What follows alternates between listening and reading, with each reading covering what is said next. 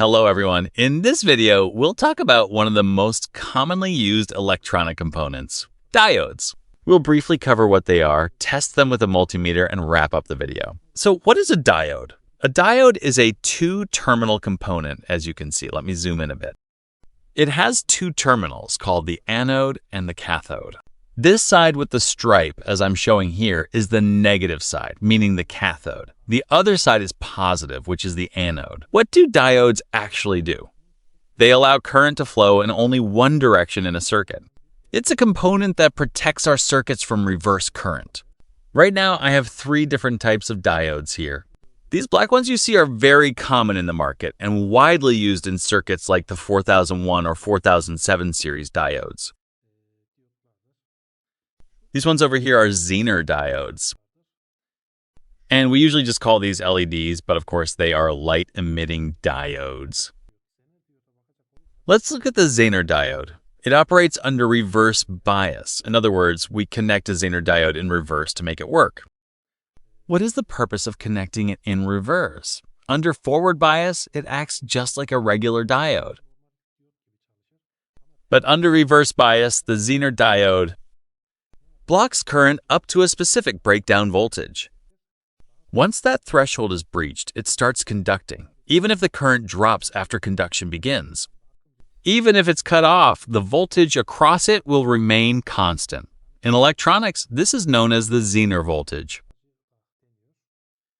Also, let me mention this. Diodes are heavily used in rectifier circuits. What is a rectifier circuit? Let's look at an example. I have a power adapter here. The 220 volts coming in comes out of the adapter. As DC, we achieve this using these rectifier diodes you see right here.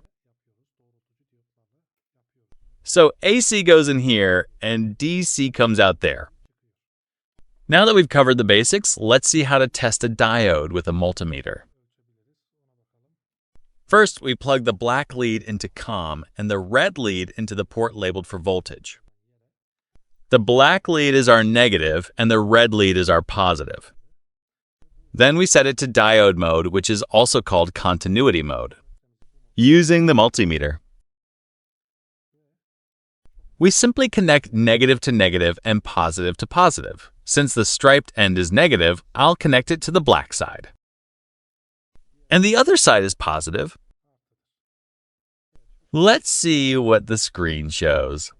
We have a forward voltage drop of nearly 0.59 volts. This reading of 589 or 590 is in millivolts. The number on the screen is millivolts right now under forward bias. We read a specific voltage under reverse bias. We shouldn't see anything at all. Let's check. The screen reads nothing, which means this diode is working perfectly. Now let's test a Zener diode. We have a Zener diode right here. Testing this will follow the exact same process. The side with the black stripe is negative. I'm touching positive to positive and negative to negative. Look. Let's flip it around. No voltage drop. We can safely say it works, but to measure its actual breakdown rating, we would need to test it in a circuit. Using a power supply, what is the actual regulation voltage of this diode? We can test that in a future video. Now let's look at the LED. Yes, this LED, our light-emitting diode, also has an anode and a cathode. Let me show you. One leg is long and the other is short. The long leg is positive and the short leg is negative. We will connect the long leg to positive and the short leg to negative. This way we can check if the LED lights up or not, as you can see. While the other diodes display a voltage on screen, this one emits a visible signal, indicating that the LED works. And under reverse bias, it doesn't light up. In short, this is how diodes operate.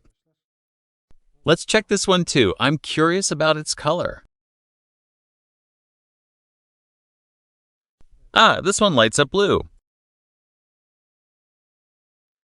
So that's a quick look at diodes. I plan to make more circuit videos focusing on diodes in the future. I will try to demonstrate some fundamental setups like rectifiers, half-wave rectifiers, and full-wave rectifiers. I'll try to showcase those basic circuits.